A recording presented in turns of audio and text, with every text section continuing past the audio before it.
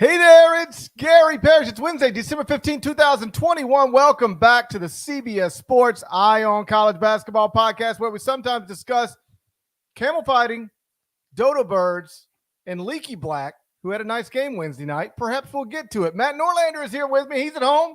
I'm at home, and I suppose the place to start is with the happenings Tuesday night inside FedEx Forum. It's a home game for me. I sat courtside in the city in which I was born.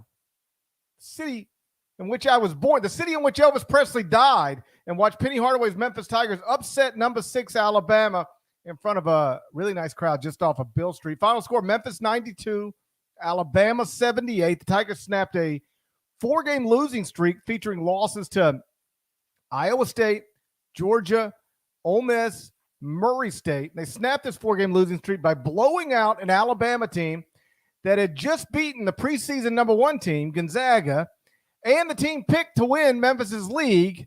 That's Houston. Make sense of that, dead leg. You're asking me to make sense of that? Make sense of what I just said. They were on a 4-game losing streak.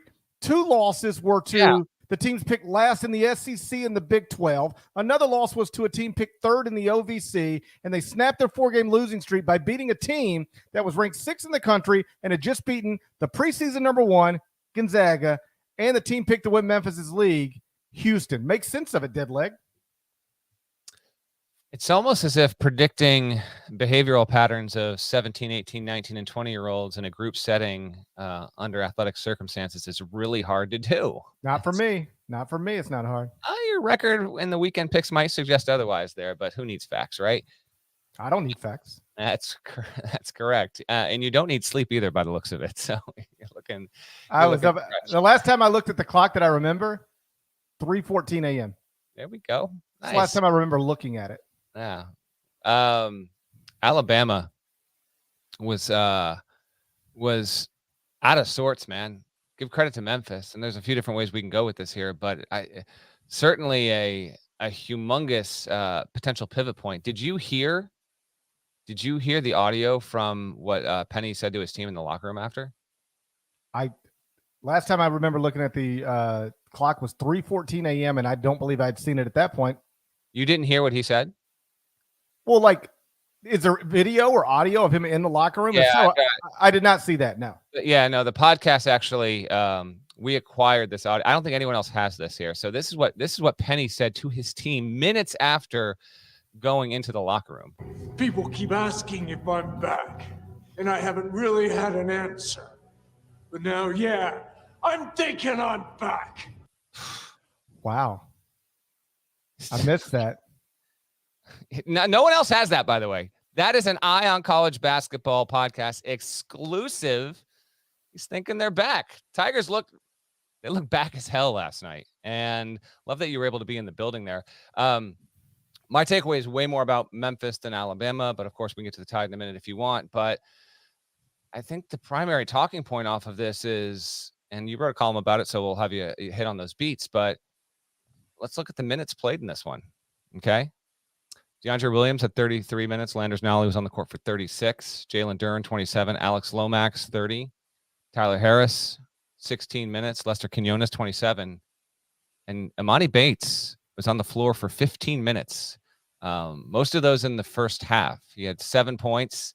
And I'm not saying correlation is causation specifically and explicitly in this matter, but it was undeniable that when he wasn't on the floor, Memphis looked that much better. Had he stayed on the floor, they probably still would have won. But, Bates is the most famous player on this roster and was the crown jewel get, even more than Duren, you could argue, to put Memphis in position to be considered a preseason top 10 team. It looked the part last night, largely because of his defense. But, yeah, Bates only 15 minutes, man. Penny really tinkered with who he was putting on the floor there, and the gains were humongous, a 14-point win. I thought that was, if not the major storyline, certainly a major storyline among the major storylines. There are a lot of issues with this team that date back to the preseason. The most obvious of which is that if you look at last season's team, and I know they didn't make the NCAA tournament, so people say, oh, weren't any good. But they were good. They just didn't have an NCAA tournament resume because they didn't get DeAndre Williams eligible until December. They took too many early losses. The AAC didn't give them enough opportunities to create resume-building wins. So there's no question they should not have received an at-large bid to the tournament. No sensible person was arguing otherwise. But a lot of sensible people were saying, if you just place them in the NCAA tournament, said this team's in, they don't deserve it, but they're in, they could have won games in the NCAA tournament. They finished 31st at KenPom after winning the NIT. And Kelvin Sampson subsequently said, we won 4 games to go to the Final Four at Houston, obviously. And none of those games were as tough as the 2 games we played against Memphis. And those 2 games were, I think, decided by a total of 5 points. This team got good. And the best 2 players on the team were DeAndre Williams and Landers Nolley. And after the season, Boogie Ellis transferred to USC, DJ Jeffries transferred to Mississippi State, Musa Cisse transferred to Oklahoma State, Damian Baugh transferred to TCU. But the 2 best players from last season's team decided to come back. And then, very late in the calendar, Penny Hardaway enrolled a couple of 17-year-olds. And one of the 17-year-olds is a wing who is heralded, was on Sports Illustrated's cover when he was 15 years old. And he was immediately going to take minutes, shots, everything else away from Landers Nolley. And the other 17-year-old was Jalen Duren, another 5-star prospect who was immediately going to lessen the role of DeAndre Williams in that front court.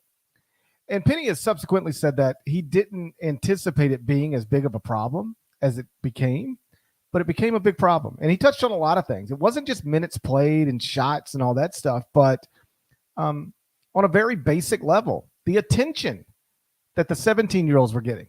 Like DeAndre Williams is 26 years old. All right? What?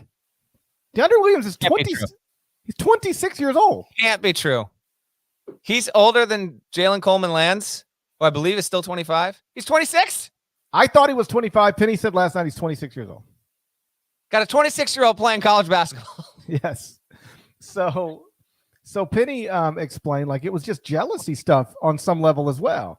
Like, hold on, we were pretty good last season, and I was the best player on this team last season, and now I'm not playing as much because of this 17-year-old who is probably, if you're being honest with yourself, a better NBA prospect than me, but he's a better college basketball player than me right now. And I think this was probably more of an issue with Landers Nolley than DeAndre Williams because Jalen Duren has been good. He's been good. Monty Bates has been terrible.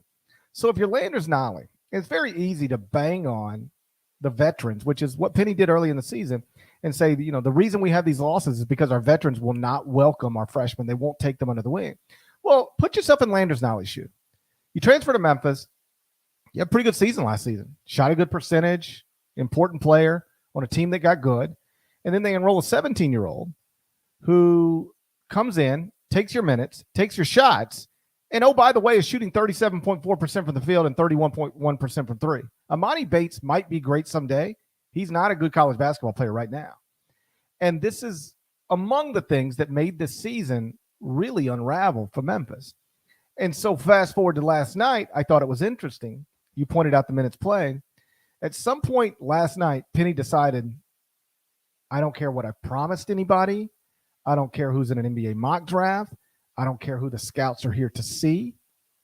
And there were more than 30 NBA scouts there. I'm going to play the guys that I think can help me win this basketball game that we're playing right now in real time. And those guys were largely DeAndre Williams, Landers Nolley, other veterans with the help of Jalen Duren. And it was a recipe for success. He also cut the rotation down. He basically only played 8 players last night. This is something I've been talking about for weeks. He's been trying to play 11. 11's too many. As you know, I love these math problems. There's only 200 player minutes available in every 40-minute college basketball game. Do the math on it, Deadleg. If you don't believe me, pull your iPhone out. Get your calculator. You divide those 200 by 8, you can keep some people happy. You start trying to divide it by 11, it gets more difficult. I've had some college basketball coaches tell me with the one-time transfer waiver now being a thing, they're not even going to sign more than 10 players on scholarship ever. Now, they might be exaggerating a bit, but the logic behind it is you can't keep 13 real scholarship players happy. And so with the one-time transfer waiver being available to them, they're just going to leave you if you're not playing them, and you can't play them. So what's the point? So I've had multiple coaches tell me, power conference coaches tell me, we'll have 10 on scholarship, 10 real players on scholarship each year. And then we'll have 3 walk-ons who I put on scholarship because they'll just be happy to be on scholarship. They'll be happy, of a happy locker room. And then the other 10 guys we'll use if we have to use them. But if you try to have 13 real players on scholarship, it's a disaster. Well, Penny's got 13, and he's been trying to play. And he's got more than that because Tyler Harris isn't even on scholarship. So he's got 13 scholarship players plus Tyler Harris. That's 14. He's been trying to play 11, and that's with Chandler Lawson being hurt and other guys redshirting. Just playing too many people. Last night, Earl Timberlake was unavailable to play because of an injury. He more or less benched Amani Bates, more or less benched Josh Minot, another top 100 freshman, and they just played the best college basketball players they have. They didn't play the best NBA prospects they have. And it was interesting because Penny has been preaching NBA. His entire program is built on we are the NBA. There's Larry Brown. There's Rasheed Wallace. There's Cody Topper. I'm Penny Hardaway. NBA, NBA, NBA. And for the first time last night, he abandoned that in the spirit of, I'm going to play the best guys who can help me win a college basketball game tonight. And the result was a double-digit win over an Alabama team that had looked awesome recently. I'm not telling you it's a turning point in the season. We'll see. But it felt like it could be. Yes or no, Memphis makes the NCAA tournament just for fun. Right now, this morning, let's say it. Memphis. Yes. Yes. And the reason I would say yes is because regardless of what happens Saturday, they play Tennessee in Nashville, and that game suddenly is among the most interesting games of the weekend for a lot of different reasons. Among them, Tennessee's point guard is Kennedy Chandler, my little homie from Memphis. Oh, I didn't know that. Okay. Yeah, my little homie from Memphis. It's terrific. But regardless of what happens in that one, they're going to get in the league and they're just going to overwhelm almost everybody. If he continues to play the right people and keeps the rotation short and keeps people happy. And one of the things I noticed last night, and this is the biggest difference about being in the building as opposed to watching on TV. When you're in the building, especially when you're courtside, you can just see things that you don't see on TV. And boy, if I were coaching that team or on the staff of that team, my priority right now would be, we got to keep DeAndre Williams engaged. We got to keep his spirit in a good place. He plays with so much energy. He described himself afterwards as the leader of the team. I'll let other people speak to that. I don't know who the leader of the team is. Although if you're 26, you should be. But 25 apparently. Penny doesn't. We've got feedback in the chat. Not 26. And Penny might need to know his oldest player's age, but yeah, apparently 25. I apologize on behalf of Penny Hardaway. You do not need to. For misrepresenting DeAndre Williams' age, but he did say 26 last night. He plays with incredible energy when he's engaged. Plays with, is intense on the defensive end, intense on the offensive end, and I do think that stuff rubs off on other people. And so, I'm not saying he's got to lead you in minutes per game, although he should. I just know he needs to feel like he's a part of it. He needs to feel like he matters, because last night it was very clear he felt like he mattered, and the team just looked different. It just played with a different energy and a different spirit. And, I tweeted last night at the buzzer, DeAndre Williams, last season's best player, led the way for the Tigers, got whatever he got, 20 points. It was 6 assists, 3 rebounds, 3 steals, something like that. And somebody with the last name Williams on Twitter, replied to my tweet and was like, when you play him the right way, that's what he'll do. And somebody was like, the next person was like, hey, your boy played great tonight. So I don't know if it was DeAndre Williams' mom, but it felt like it might have been. Certainly somebody related to DeAndre Williams. And I think that says something too. Like even somebody who seemed to be related to DeAndre Williams was like, when you give him the opportunity, that's what he'll do. And even Penny last night had said, DeAndre's been down in the dumps. We had to pull him out of that. We had to pull ourselves out of that. And I think the easiest way to pull somebody out of the dumps, somebody like him, just put him on the court and let him play and tell him this is his team. Maybe Amani Bates will be the 6th pick in the draft someday and Jalen Duren will be the 8th or whatever, 1st and 2nd. I don't care. But DeAndre Williams might be the key to this basketball team really being really good. He was the key last season, and he was undeniably the key last night. I agree. That was the point I was going to make, but you laid it out perfectly, so I won't expound upon that. As for Alabama, man, Memphis got them just twisted in a blender. A lot of bad shots. Didn't get to the foul line hardly. Well, the rate wasn't that good. Alabama took 12 foul shots. Memphis took more than double that. Took 25 from the foul line. That wouldn't have been the only difference, but I couldn't help but notice that in real time when I was watching. And then it's just like Jaden Shackelford played arguably his worst game of the season. Javon Quinley wasn't that great. Juwan Gary, who came off a really nice performance against Houston over the weekend, he wound up fouling out, didn't have a good game overall.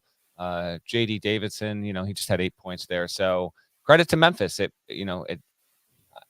played defensively the way that it's capable of. And if it does that, a lot of teams are going to have a lot of issues. Now, Memphis, there was one point during the second half when it was right before Memphis hit another three, but I thought to myself, all right, this is like an 8-point game or a 9-point game, whatever it was. And I thought, this still feels like it could go both ways. I want to say there was still maybe 8 or 9 minutes to go. Memphis could win this by 20 or Alabama could come back and win it, because also the way that Alabama plays, it likes to get up and down. But plenty of credit to Penny and the Tigers for showing up, playing like their season depended upon it, which in many ways you could argue it did, and taking Alabama out of its game. The Tide have lost twice now. They lost to Iona and Rick Pitino down in Florida, and now they've fallen to Memphis. And Alabama, oh, by the way, next Tuesday, has to play in Birmingham against an undefeated Colorado State team. So we'll see if the Tide can get to league play with only 2 losses, or if they take another one there. But more about Memphis to me. They defensively, that is what they can do. They can really, really mess you up. Now, they can mess themselves up a lot, but last night, home game, big environment, complete urgency. This isn't something that I think the team can do on a game over game basis. I just don't think that's asking too much. And this is not going to be a consistent team. You said yes to the NCAA tournament. I asked the question. It would be only fair if I answered it. Right now, I will say yes as well by narrow margins. Mark me down for Memphis as a double-digit seed, maybe even like going to Dayton kind of deal. I don't expect the Tigers to beat Tennessee, but if they can make up for it in league play and really be, if Houston's going to be the best team and Memphis can get ahead of Wichita State and everyone else and be a clear number 2 in the American, that's kind of what I'm still banking on here. Wake us up in 6 weeks and see how wrong or not we were about that. Then, yes, I think that's going to get them in. Had the Tigers lost on Tuesday night, then my answer would be no. I think the home win over Alabama, which I do anticipate is going to win the SEC, that's going to carry tremendous value. And so, yes, by a narrow margin, I'm not overly confident, which is kind of crazy because Memphis was a preseason top 15 team. I will also say that this team is going to make the tournament. But it's also an indictment on the program when we're talking on December 15th about a preseason top 10, top 15 team and asking the question, are they even going to make the tournament there? So still plenty of work to do. It might sound crazy on a surface level for you to say last night was the difference between making the tournament and not making the tournament, because last night was December 14th. But I really don't think that's an overstatement.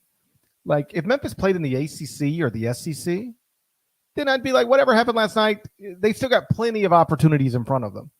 In the AAC, after last night, Memphis has 3 games left against top 50 KenPom teams. 2 against Houston and 1 against Tennessee on Saturday in Nashville. And oh, by the way, that's if they play them. I mean, this COVID thing is wreaking havoc on sports. And we don't know what games are going to be played and what games aren't going to be played. So you can look at it and go, well, Memphis got 2 Houston games. Well, do they? I mean, they're on the schedule. We'll see. And so if you lose last night and take a 5th loss, and your best win going into this weekend is against a Virginia Tech team that, we'll see. We'll see how good they are. Computer numbers, at least at KenPom, still relatively strong, but not off to, didn't get off to a great start this season. What do you have to do in the AAC to create an at-large resume?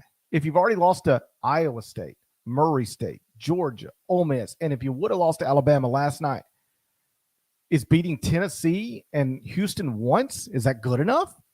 And that doesn't even take into account you're almost certainly going to lose games you're not supposed to lose in the league. Basically, everybody does every year.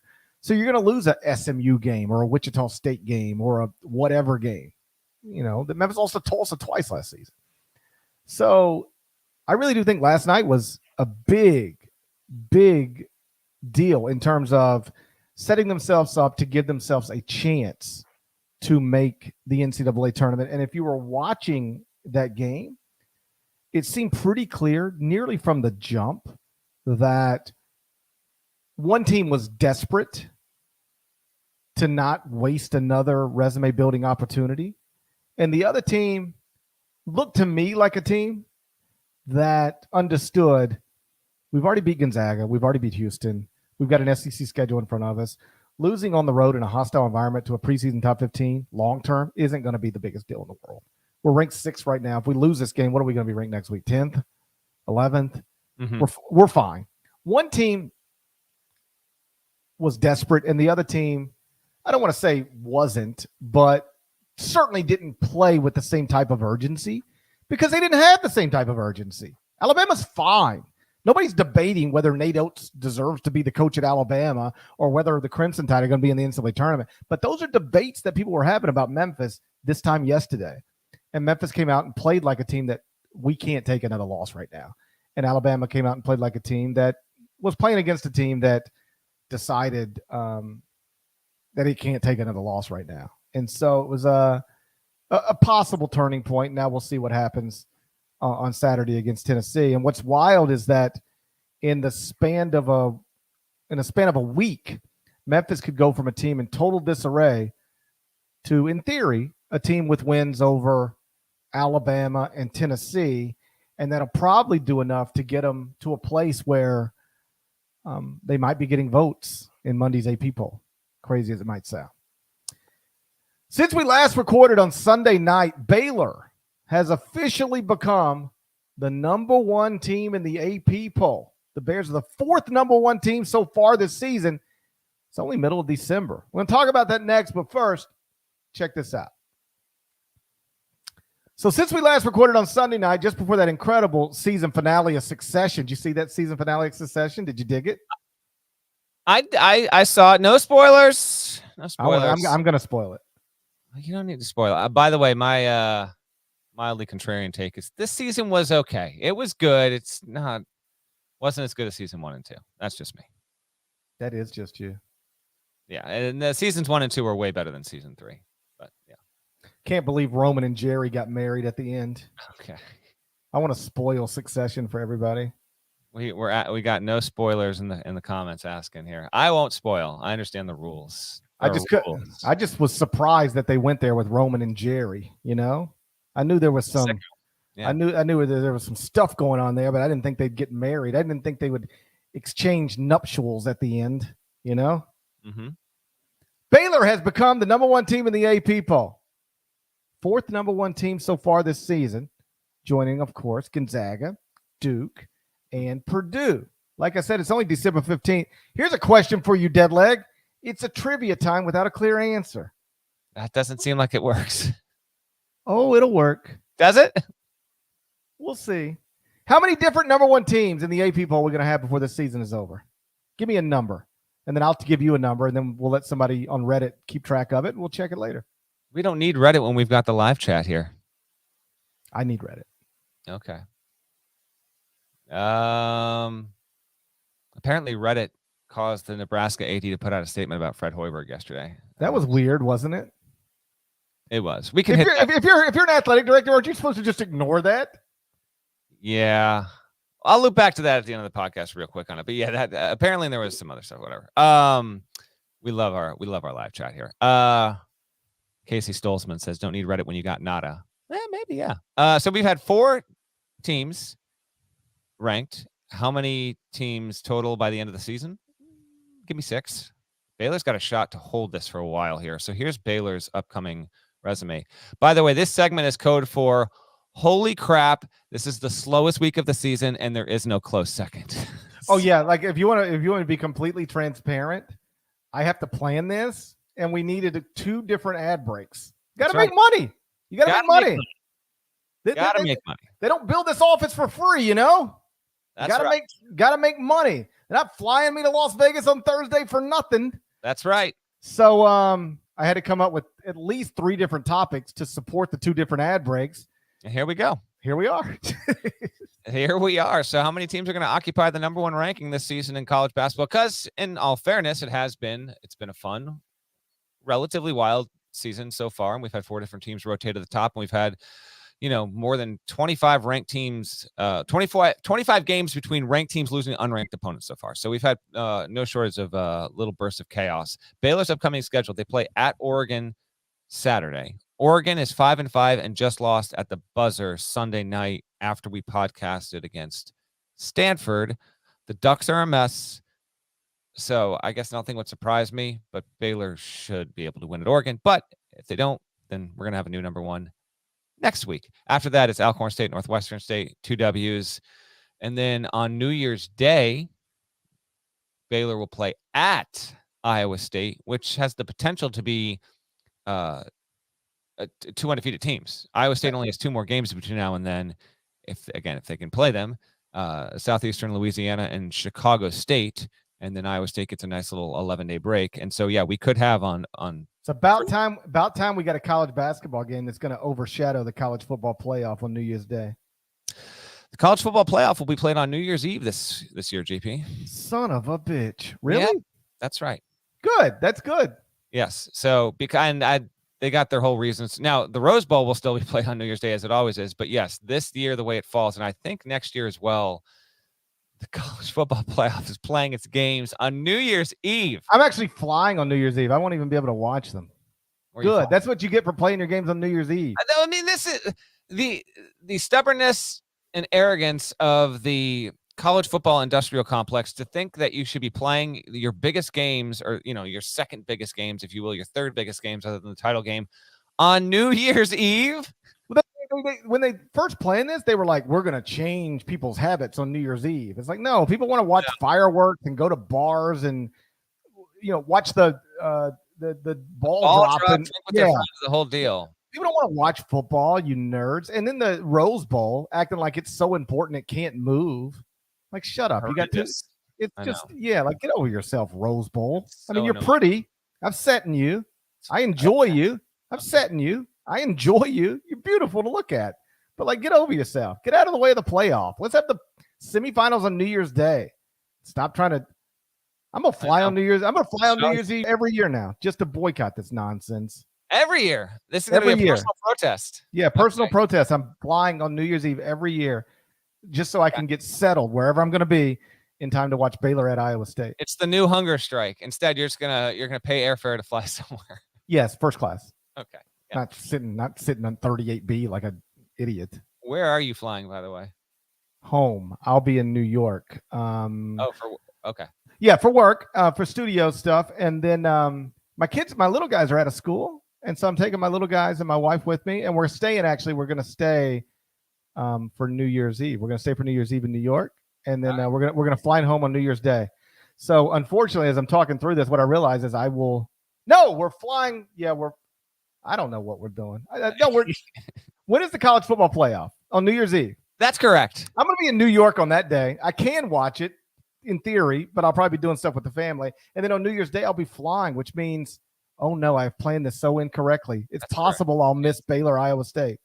You're like a child lost in the theater right now. I've messed my entire life up with this decision.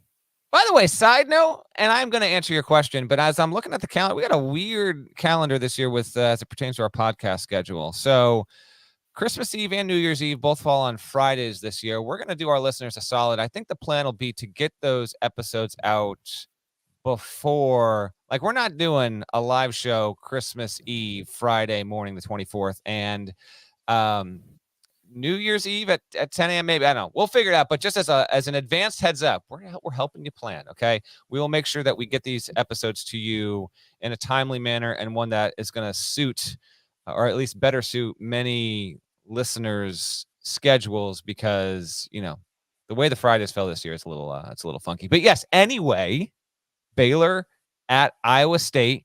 Parrish will not be able to watch that game. Disappointing. And it could be a matchup between two undefeated teams. And I'm curious when the last time we had two undefeateds play each other that late in the season. It could have happened recently, but nothing's springing to mind. I will say 6 teams, though. Probably happened in the college football playoff. I don't. Yeah, but I'm talking college basketball. I know, but I'm a bit sidetracked. We are. We just completely spinning in circles right now. I'll say 6. We've had a chaotic start, but like Purdue didn't drop that far in the poll. Not that it won't lose again or anything like that, but I'll say 6 schools will occupy the number 1 ranking by the time we get to Selection Sunday. We're at 4 right now. And whereas if Duke gets back to number 1, that doesn't count. They've already been there. So 6 different programs is my guess. I'll take 7. UCLA could get there easily. I think Arizona could get there. Yeah. So those that would give me the 6 if those teams both got there. Although, did you see the schedule? Arizona's not getting there. Dude, what is this about? They're about to have to play at Tennessee. That's right. At UCLA. That's right. And at USC back to back. Yeah. Well, who did that? And there's a 4th road game. I don't have it up in front of me. There's someone else in there that's not as difficult. But the point is they have to play 4 consecutive road games. I don't know. Sean Miller was like, I'm not letting Tommy Lloyd get off to a great start. Like he can start 10-0 if he wants to, but eventually he's going to run into this Tennessee, UCLA, USC thing. That's incredible. Back to back on the road. They're gonna lose at least one, and that's fine. I bet you can't find another 3-game stretch of road games in the entire country tougher than that. Back to back road games. Back to back road games. Like you can't find that. Yeah, that might not be. Well, or are we sure we're like what Texas Southern's doing in the non-con?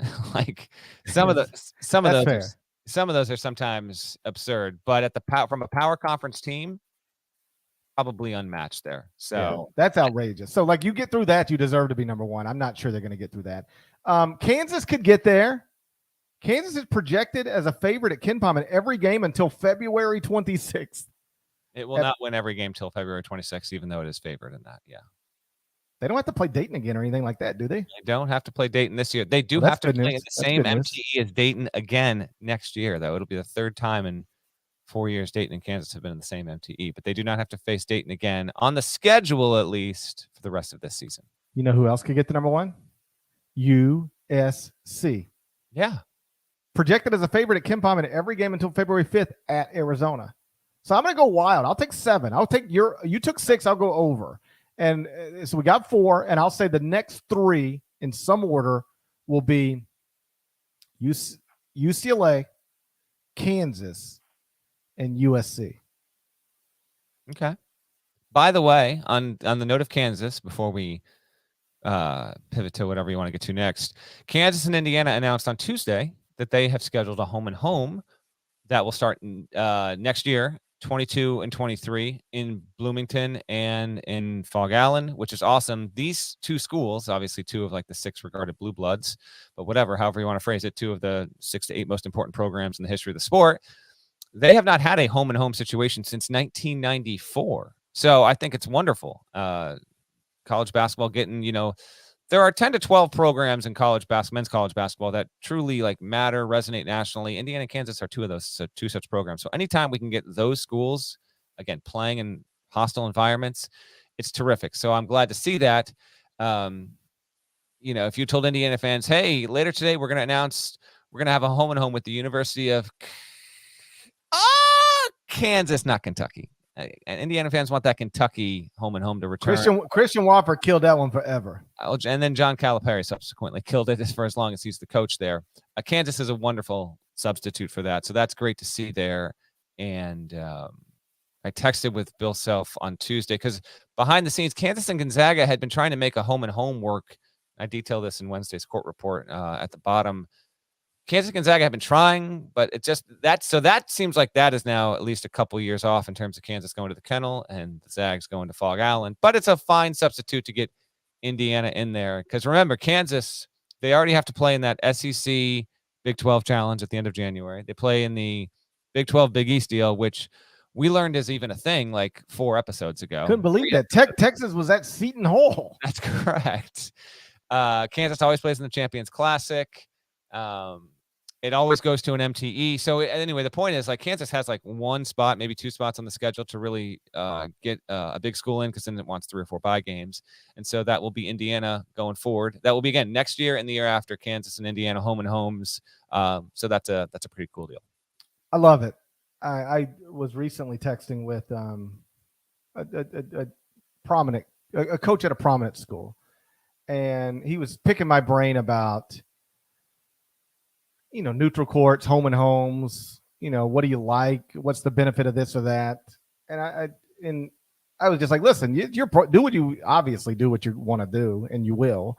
But man, from a viewing perspective, there's just something awesome about watching games on campus in home arenas between two prominent programs. Whether the teams are great or not, like you want the teams to be great, but sometimes you can't predict that years in advance when you schedule these things. Although with like Kansas and Gonzaga and Duke, and you can largely predict that they're going to be great. They always are. But like two prominent programs, historically great programs playing each other in each other's building, give me that over Bankers Life or T-Mobile or even the Garden, although the Garden is the one neutral site that I think is just different than all others. But there's just some, like Kansas, Indiana would be awesome anywhere. Kansas, Indiana at Assembly Hall, the best. Kansas, Indiana at Allen Fieldhouse, the best. And so I wish coaches would get back to doing this more. And I'm not ignorant to the finances and all of the reasons that these neutral court games get played. But I was like watching a game the other night. I don't remember who it was, but it was like two whatever teams playing in Brooklyn. I want to say like NC State and somebody. And Purdue. You're like, why are we in Brooklyn with NC State and Purdue? Like, who in Brooklyn cares about that? And like, take that to Mackey or take that to Raleigh. And it's just a different deal completely. And it was like, it's a, fun game. I guess it went to overtime now that I'm remembering it. But like, what are we doing? Why are we in Brooklyn playing that game? And I get it. I know there's an answer to that question, but I just don't like the answer. I'd rather play it, at somebody's home and then play it the next year at somebody else's home. And that's what Kansas and Indiana are doing. And hats off to Bill Self and Mike Woodson for getting that done. It's a terrific series between two terrific programs. And I can't wait to watch it unless I'm flying or something like that. There's something else that happened in basketball on Wednesday night that I think you'd like to get to, GP. Why don't you tell the folks what it is? Former Davidson star Steph Curry became the NBA's three-point king last night inside New York's Madison Square Garden. We're going to spend a few minutes on that. First, let me tell you about ButcherBox. When it comes to the meat that's going to be the centerpiece of your holiday meals, quality matters. And when you invest in high-quality meat from ButcherBox, the benefits go way beyond a great-tasting meal. ButcherBox sources their meat from partners with the highest standards for quality. There's no more searching the grocery store for 100% grass-fed beef, free-range organic chicken, wild-caught seafood, and more. Their sourcing decisions are made holistically, always keeping the farmer, the planet, the animal, and your family in mind. There are a few things better to me than a perfectly grilled steak, like a nice filet. And I love it when those cuts come to me from ButcherBox. It's a great cost. It's an incredible convenience. And there's no more driving out of the way to get the meats that I need. That's what I've been doing for years. Don't have to do it anymore. Every month, ButcherBox just going to ship a curated selection of high-quality meat right to my home. And they can do it also right to your home. Each box contains between 8 to 14 pounds of meat, depending on the box you choose. That's enough for 24 individual meals. Everything's packed fresh, shipped frozen for convenience, and you can customize your own box or go with one of theirs. Either way, you're going to get exactly what you want. There's free shipping in the continental United States, no antibiotics or added hormones. It's a deal worth exploring. So listen up. This holiday, ButcherBox is giving new members one pack of bacon for free in every single box, every box, plus $20 off each box for the first 5 months of your membership. So that's free bacon for life and up to $100 off. You just got to go sign up at butcherbox.com/IonCollege. That's butcherbox.com/IonCollege, EYEONCOLLEGE.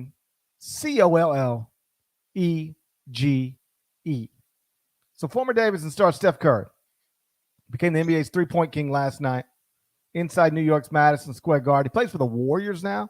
He's a two-time MVP, a three-time world champion. He made the 2,974 three-pointer of his career with 7 minutes, 33 seconds left in the first quarter. It was a 28-footer in an eventual 105-96 win over the New York Knicks. Deadleg, did you have any idea Come on. back in 2008 or 2009 that you were watching in college at Davidson a future all-time great? Trivia time. Okay, come with it then. Steph Curry career college three-point accuracy. Over or under 40%? Under. Got him. 41.2. Damn it. That's a no. That's an X. That was a trick question. That was a trick question. You gave me a trick question. Gotcha. 41.2. I just brought it up there. Did you just ask me if I had any idea that Steph Curry would be this good? Just trying to start a conversation. I know you are. No one obviously knew this. You know what I actually tried to do last night, or I did do, but I didn't find anything. I tried to find, I went on archive.org. Are you familiar with archive.org, GP? Is that where you watch dirty videos? No, that's where you didn't know how to sort Torvik teams till 4 days ago. So I know now, though. I know now. Let me tell you where Iowa State is in Torvik. If you eliminate preseason bias, 16. Tell me, I'm gonna 16. I was gonna say 21. So there we go. Yeah, you need to sort more Torvik. I've sorted all. I was up till 3 a.m. sorting Torvik. Yeah, now you got Goodman mentioning Torvik on Twitter. By the way, changing the game here. It doesn't know what the hell he's talking about. But I went to see. I was like, because I got to CBS in 2010. GP was there in 2006, and I wanted to find if you had ever like written a Curry column in the middle of 08 or 09 or whatever. I couldn't find it, but I was actually curious to see what you would have written and said about it, because I know you, buddy. I had a sense you'd want to talk about this on the podcast. I was at the Garden when he played in the Jimmy V Classic. This is after the Elite Eight run. He comes back for that next year of his last year of college, and they played West Virginia. Which, by the way, speaks to, again, Curry's one of the biggest deals in sports now. The idea that he could get Davidson in the Jimmy V. It's wild. Go ahead. Yeah, like I looked this up at some point in the past few months. Like, since a certain date, it's going to be very vague, but you'll get the point. Like, the only non-power conference teams to play in the Jimmy V is like Gonzaga and Steph Curry's Davidson team. Like, that's it. Nobody, you don't get in there if you're Davidson or something like Davidson. But that was the attraction of Steph. And they lost that game. I don't think he was very good in that game. And that's the season where they didn't make the NCAA tournament. You know, they didn't have an at-large resume, which was, you know, because everybody wanted Steph in that tournament, but there was no case to be made for them to get there. But I'll tell you what I remember is after the 2008 season, when they go to the Elite Eight, they lose to Kansas. Mm-hmm. And, like, if I remember correctly, Steph did not play point guard that year. They had another little point guard. Didn't they have the white lobster? Trivia time. Yeah. Who played in the backcourt with Steph Curry in that 2008 Elite Eight run? Personal note on this. I know it, but I got to remember it. So I grew up in Vermont. Liar. I've told this on the podcast years and years ago. Grew up in Vermont, right? Okay. Scrawny little white kid in Vermont. 2 doors down. Everybody in Vermont is a scrawny little white kid. Yeah. Two doors down from me. We had neighbors, and they were the same age as me and my brothers. Jody and Molly were the 2 daughters there. So I eventually moved to Connecticut and go to college, all that stuff, you know, post college, yada yada. I lose touch with them, whatever. In like 2013 or 14, I think it's on Facebook. The woman Molly finds me, you know, just as people from your youth will find you on Facebook. Be careful. Yeah, and that's how it starts. Be careful. Okay. It's not how it starts. But the wildest thing about this is she went to Davidson. And Davidson is like one of the 6 or 7 smallest undergrad enrollments of any Division I program. It's extremely small. So the idea that I grew up in Vermont, she goes to this tiny one. She winds up marrying Andrew Lovedale. She's married to Andrew Lovedale, who played on that team, on that Davidson team. It's kind of wild, right?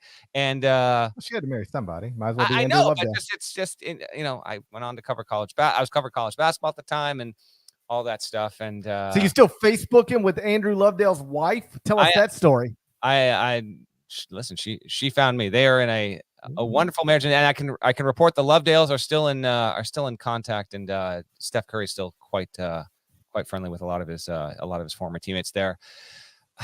I remember the White Lobster. Do you remember the White Lobster? I have no recollection of a White Lobster. Anyone in the chat, back me up on this. There was a player on this team, and his nickname I could have sworn was the White Lobster because he had red hair. There was Lovedale, there was Curry, there was. Nah, I'm lost. Who we got? Jason Richards. Yes, Jason Richards. And so I think it was Jason Richards launched a shot at the buzzer, and like Bill Self is kneeling down, if I remember this correctly. And like if that shot goes in, I genuinely believe Bill Self's the next head coach at Oklahoma State. I think we talked about this too. I think we might have even done, or we might have done a what if on this, a story, like, because if he does, he goes to Oklahoma State, everything changes. But yeah, I think Oklahoma State buys him, and he's like, Kansas fans hate me. I still haven't gone to a Final Four. They were on him. I can remember a time. This sounds crazy. I'd go on radio in like Kansas City, and they'd be like, "So, do you think Bill Self's ever going to be able to get it done?" I'm like, "Get what done? He's awesome." Well, he's never been to a Final Four. Well, like that'll happen eventually, but like they were ready. And if they lose to Davidson, and he doesn't go to the Final Four, I genuinely believe he leaves for Oklahoma State and goes to his alma mater and tries to turn Oklahoma State into something that just buries Kansas year after year after year. Anyway, the shot misses. And Kansas wins the national championship. Chalmers for the tie, Dozier for the championship. Oh, I did studio with Brandon Rush a few weeks ago. It was on that 2008 Kansas team. So we were talking about all that. And I was like, he was like, "Oh, so you're from Memphis?" I was like, yeah. And I was like, "Man, you don't know how lucky you are." He said, "What?" I said, "Dozier had a shot at the championship." He's like, "What?" I was like, "Dozier for the championship." That's right. He was like, "The shot wasn't close." I was like, "It doesn't matter." It was a shot for Dozier for the championship is my favorite Jim Nantz call ever. It was set on the air. And it was technically true. When he released the ball, it was Dozier for the championship. That's all that matters. It's all that matters. And so fast forward a few months, July, I guess. Maybe we're in Akron, LeBron James Skills Academy. And this is one of those deals where, because after that run, here's what I remember about Steph Curry. He was Dell's kid until he was banging on Wisconsin and Georgetown and all that stuff. He's just Dell's kid, scoring a bunch of points in a mid-major league. And then he has this incredible tournament run. And I swear even then, perhaps I'm a little naive, but I was like, that's 2008's Max Asmus. Like, okay, he scores a lot. He's been scoring points all season. Now he just scored a bunch of points. But like, this doesn't mean he's a future NBA star. It just means he's bombing on people in the NCAA tournament. Not unlike what Max Asmus did last season. So then he goes to the LeBron James Skills Academy. They bring in the top high school prospects, but they also bring in some college counselors and incoming freshmen, and they do whatever they do. And then in the middle of the day, they play some pickup, and there's NBA scouts there. And I remember sitting with an NBA scout, and we were watching, and this was like Tyreek Evans was there, DeMar DeRozan was there, Steph Curry was there. This is 2 months after, 3 months, however, a few months after the run to the Elite Eight. And I remember, and this is still not, nobody's saying Steph Curry is a top 5 pick or a top 10 pick. That's still not getting talked about. And I remember this scout, and I wish I could remember who it was because I give him credit. But this guy, and this is basically everybody who, or a good portion of the people who were going to be picked in the lottery of the next draft were in the building playing pickup. And the scout, I swear to you, he said to me, "Who's better than that guy?" And I was like, "What? Who?" He's like, "Steph Curry."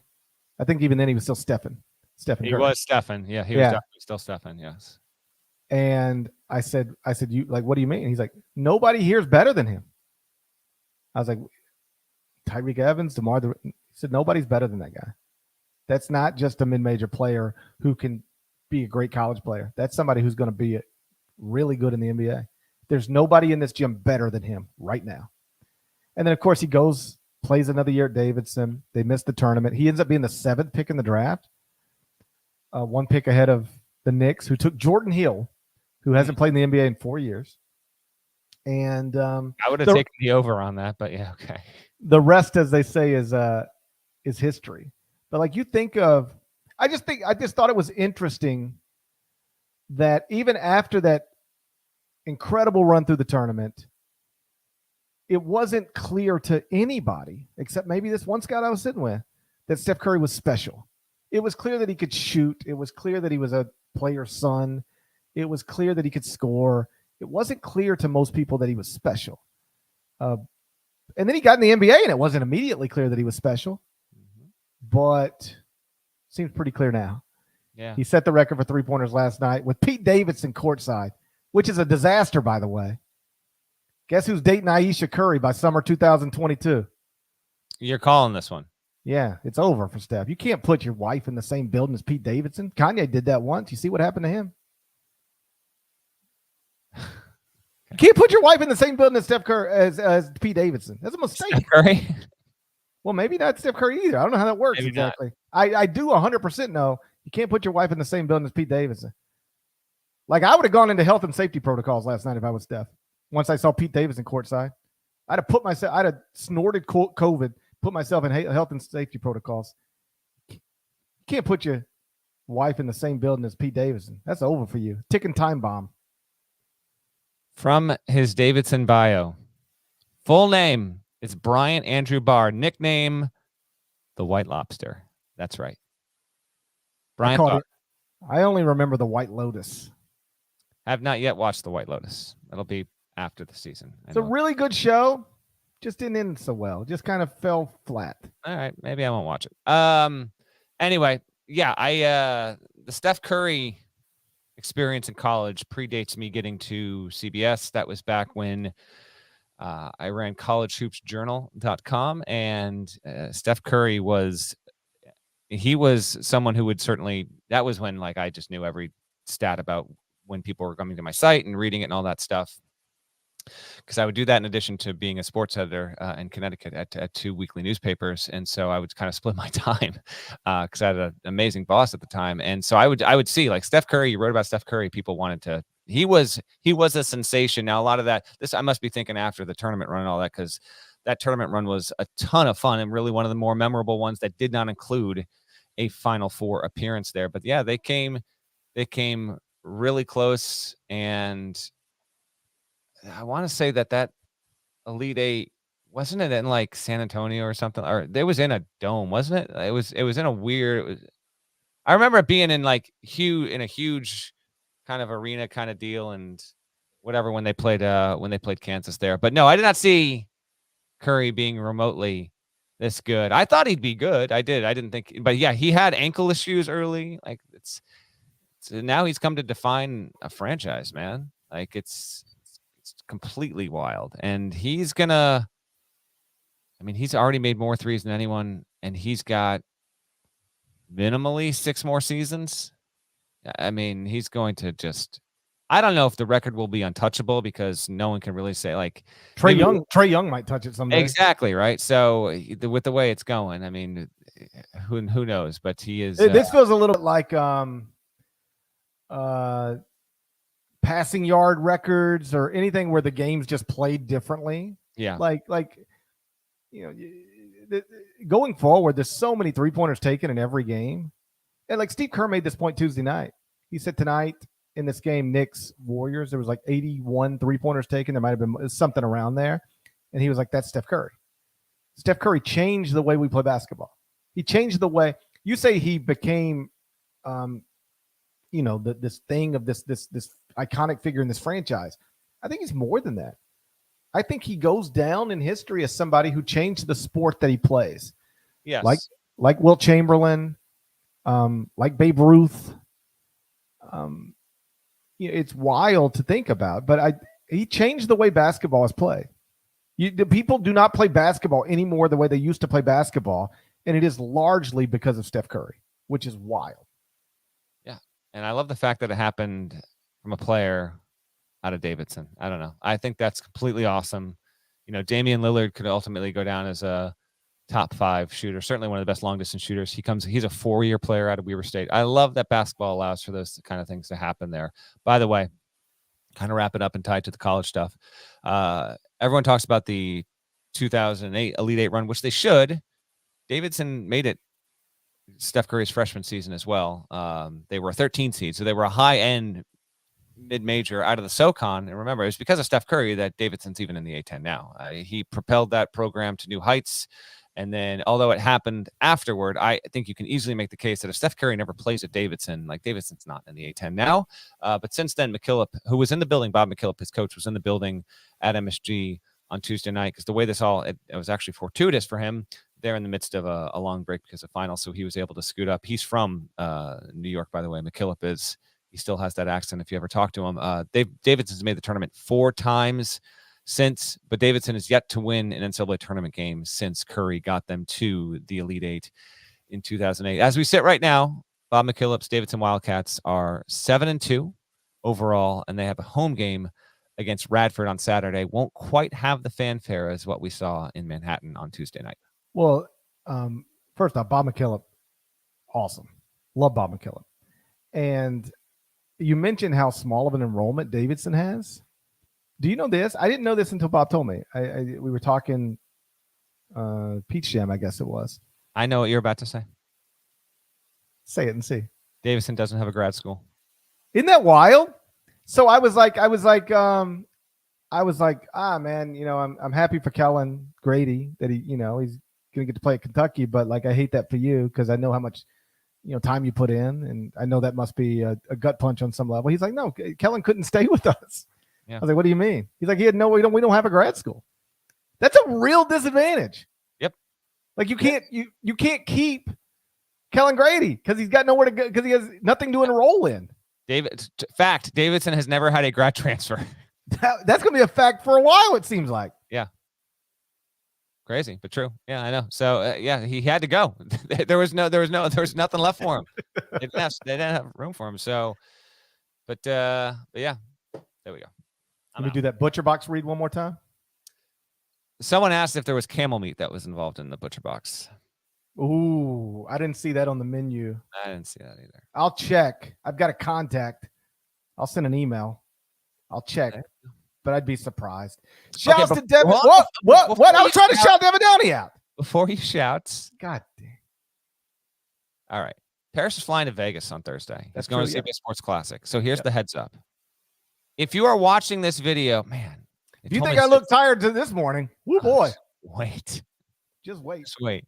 I can't believe we made this damn thing an hour long. I'm fine with it, but wow.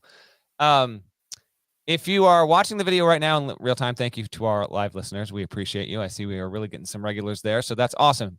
Be sure to hit the like button if you haven't already. If you are coming to watch this after and in future times, always hit the like button, the little thumbs up. That helps our presence and however this works. Hit the like button and please subscribe, ding the bell, all that good stuff. On Friday, when Parrish is in Vegas, we are trying to give you a Friday morning episode when we go on at 10 a.m.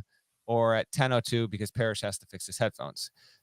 This Friday, we're going to give him an hour here, okay? So we are going to be live at... Someone just said, is Dead Tooth going to Vegas to fix his oxy, to get his oxy fixed, or did he kick the habit? I hope you kicked the habit, Dead Tooth. Kicked the habit. I've been off oxy for 2 days now. 3 days. That is a serious issue, and I'm not making light of it. But no, I have 4 pills left. Do you know how many people have asked me for them? Terrible. Like, hey, you got any pills left? I'm like, I'm not contributing to your zero drug problem. I'm not going zero. to. But I have 4 left. 0. Yeah. Yeah. I kicked. I've been on OxyContin for 2 days. We both have gone through the just horrendous, feels like near-death experience of kidney stones, and even then, I was like, I don't want any of these drugs. I don't. Oh no, I definitely want them. That's why I saved them. Is because if I ever have another kidney stone, I'm going to try to overdose on them. Forget about it. Kidney stones. I cannot tell you how miserable it is. Parrish got him in like 2011. I wanted to die. If you would have, like 2 years later, 3 years later, it was unbearable. If you would have told me in that moment, you can push a button and this will all be over, I would have thought about it. I thought I don't want to say the worst pain I've ever been in, but It's man, the worst. I think it was the worst. I think it was the Your wife worst. had sent a photo. I look dead. I can't. I don't think I can find. I think that photo might be gone, but it is. Oh my gosh, that's rough. Anyway, Yeah, we had a disagreement over that photo. I was like, I'm knocked out. I am. They put me to sleep because of these kidney stones, and you're snapping pictures of me and sending them to people, and now they're on Twitter. What are you doing? Did it make its way to Twitter? I don't know. Oh, yes, they did. Okay. So Friday morning, when Parrish is in Vegas, hopefully a couple $100 richer. All right, we'll see if you can make your way to the tables Thursday night when you get there. We're going to do a Friday morning, 11 a.m. Eastern targeted start. Targeted 11 a.m. Eastern start Friday if you want to watch the show live on YouTube, or if you watch the show on YouTube, but you can never quite get there live and you usually get 20, 30, 40, 50 minutes late. Whatever it is, if you watch after the fact, we're going to get going 11 a.m. Eastern on Friday to preview the weekend, and we will lead, of course, with the CBS Sports Classic. That's 8 o'clock Pacific. Are we sure that makes sense? I did 7:30 Pacific when I was in Spokane, so we're giving you an extra 30 here, man. Can we acknowledge? I wasn't staying at the Cosmo, so can we acknowledge Spokane is slightly different than Las Vegas? The truth is, I'll be fine. I'll be fine. I'll probably be fine. We'll see. Shouts to Devin Downey. Shouts to Chester, South Carolina. Shouts to Jamie Kendrick, legend. Shouts to Larnell. Thank you guys for listening once again to the Eye on College Basketball Podcast, middle of the dumbest pandemic of my lifetime. Baker Mayfield, health and safety protocols, wreaking havoc on his dead leg. Yeah, that might wind up being a topic on the pod. Next one after that. We're not going to be idiots and ignorant to this. If it's hitting the NFL, the NHL, and the NBA, we think this isn't finding its way to college basketball. Just keep an eye out. That's all. If you're not subscribed, please go subscribe anywhere you subscribe to podcasts, including Apple Podcasts. While you're there, leave a review. 5 stars, nice words.